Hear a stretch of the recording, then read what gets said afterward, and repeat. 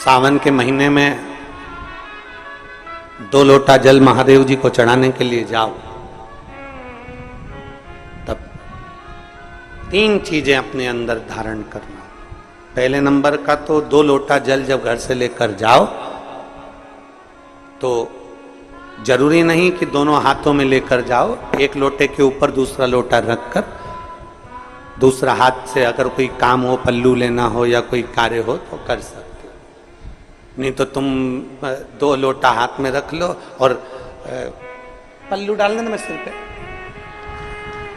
जरा सिर पे पल्लू। अब वो तुम्हारा लोटा हाथ में, वो बेचारा वो भेरू पल्लू रख, ठीक है, थोड़ा और खींचो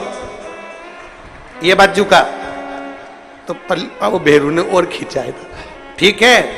ये पल्लू मारा मुंडा में दे दो, अब ठीक है।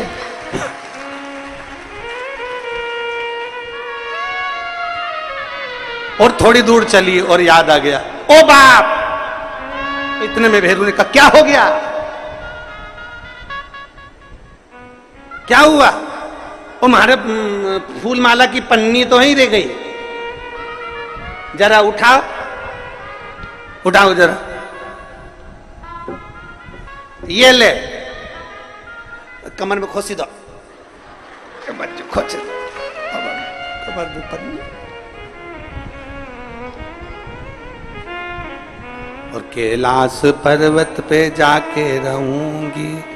भोले को अपना। अब पति भी के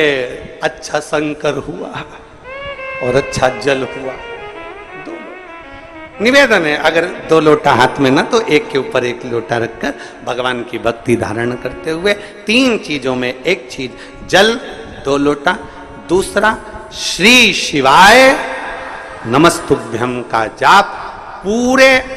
सावन के महीने में से कम 5 दिन ऐसे निकालना कि बेलपत्री के पेड़ की छांव में बैठकर हम श्री शिवाय नमस्तुभ्यम की कम से कम 1 माला जरूर कर ले, जरूर। और मान लो अगर बेलपत्री का पेड़ नहीं मिले, तुम्हारे आसपास में नहीं मिले, तो फिर एक काम करना, शंकर जी के मंदिर की बेलपत्र मिली जाए, उसको सिर पे,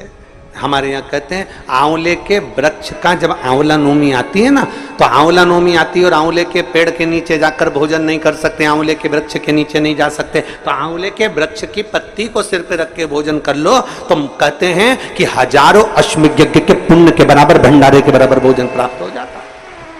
आंवले के वृक्ष की पत्ती, तो वो बेलपत्र भी मस्तक पर बाबा को प्रणाम कर कर फिर वही बेलपत्र का आनंद करते हुए भाव से उस बेलपत्र को मात्र शीश से लगाई लिया ना, मस्तक पर चढ़ाई लिया ना, तो भी भगवान की अविरल भक्ति प्राप्त हो सकती अविरल। और मान लो बेलपत्र भी ना मिले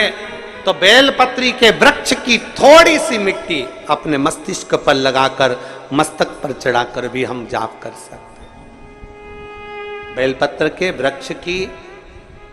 मट्टी का भी चंदन हम लगा सकते। चंदन हमने एक बार पहले